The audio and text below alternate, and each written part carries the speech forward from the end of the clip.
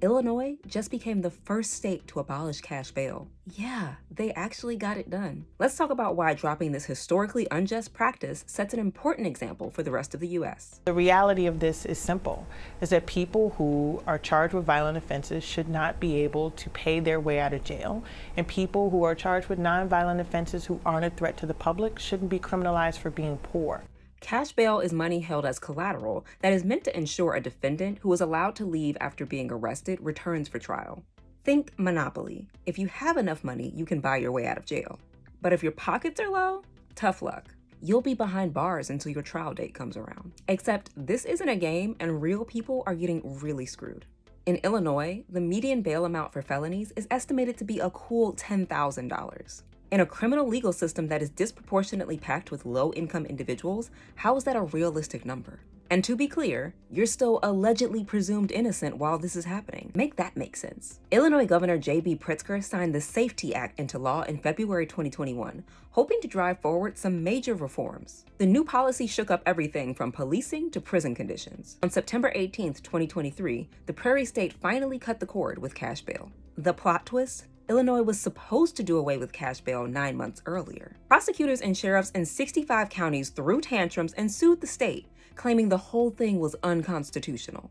They argued that the language in the SAFETY Act was vague and that eliminating cash bail posed a serious threat to public safety. And a circuit court judge in Kankakee County actually agreed with them. Pritzker clapped back, saying they cannot and should not defend a system that fails to keep people safe by allowing those who are a threat to their community the ability to simply buy their way out of jail.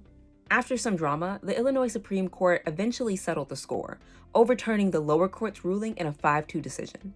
A round of applause for common sense. Now brace yourselves for some cold, hard stats. In 2022, research conducted by the Pew Charitable Trust showed that Black people were 4 times more likely to be sent to jail than their white counterparts.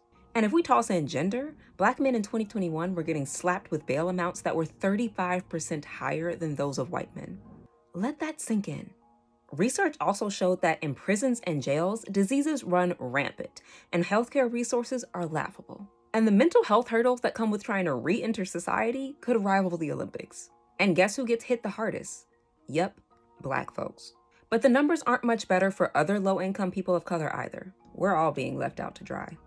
Don't even get me started on the nightmare that was Khalif Browder's case. The 16-year-old was arrested for allegedly stealing a backpack and spent 3 years in prison because his family couldn't afford the $3,000 bail. He took his own life 2 years after his release.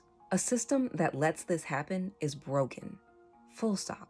So in this land of the free, you're innocent until proven guilty. Unless you're broke. Hopefully Illinois starts a trend that sweeps the nation. And maybe even Congress will take note.